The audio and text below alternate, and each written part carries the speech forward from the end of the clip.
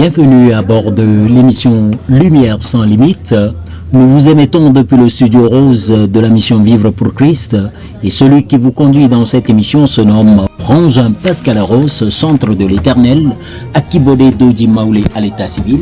Appelez-moi tout simplement Frère Pascal.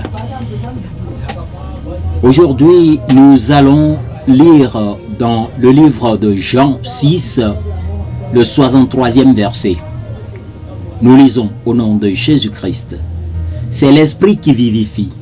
La chair ne sert de rien. Les paroles que je vous ai dites sont esprit et vie. Jean 6, le 63e verset. Le Seigneur Jésus était maître dans l'art de la parole. Il avait la sagesse et déclarait la sagesse tout le temps.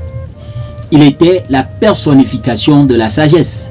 Il savait exactement les bonnes paroles à dire dans toutes les situations, à tous et concernant tout.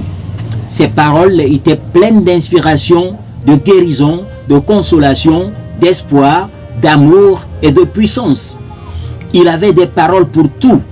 Imaginez ce qui arriva dans Luc 7, le 11e au 17e verset. Il était en voyage pour la ville de Naïm.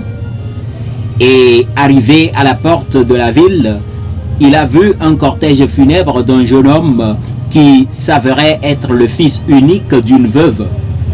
Ému de compassion, il toucha le cercueil et dit « Jeune homme, je te le dis, lève-toi. » Et le mort s'assit et se mit à parler. Jésus le rendit à sa mère. Luc 7, le 13e au 15e verset. Il ressuscita la dépouille mortelle de ce jeune homme par des paroles. Une fois, ses disciples ont été surpris par une tempête qui faisait rage.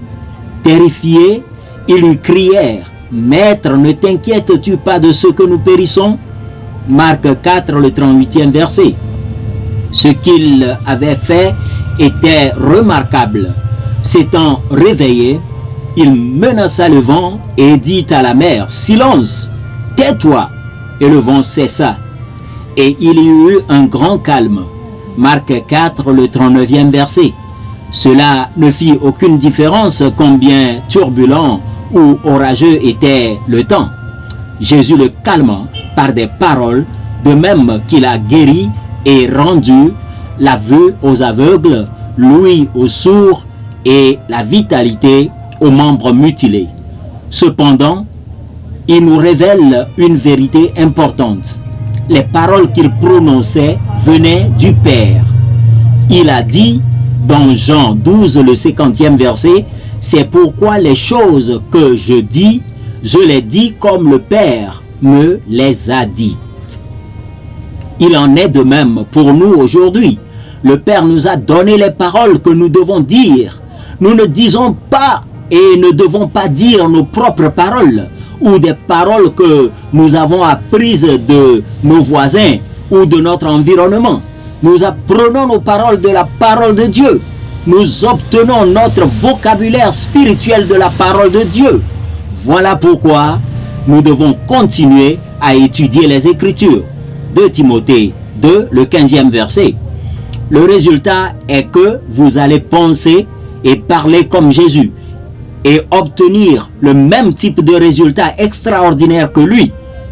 Vous deviendrez maître dans l'art de la parole, déclarant la sagesse tout le temps. Vous n'avez pas à prendre des choses que les gens disent. Entre parenthèses, des gens qui disent que Jésus-Christ n'est pas l'ancêtre des Africains et autres.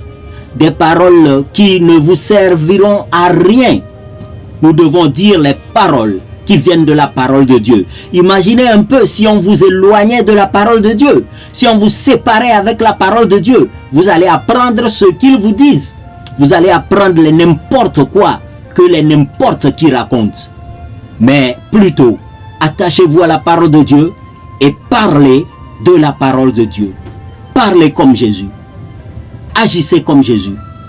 Vous êtes excellent, vous êtes merveilleux et glorieux. Faisons ensemble cette confession glorieuse. Mes paroles sont esprit et vie, infusées de puissance et d'énergie divine. afin de prévaloir sur les circonstances. Les paroles de Christ habitent richement en moi en toute sagesse. C'est pourquoi mes paroles sont pleines d'inspiration, de guérison, de consolation, d'espoir, d'amour et de puissance au nom de Jésus. Amen. Vous êtes bénis, vous êtes élevés à la position des fils et des filles de Dieu. À Dieu soit la gloire. Vous êtes victorieux.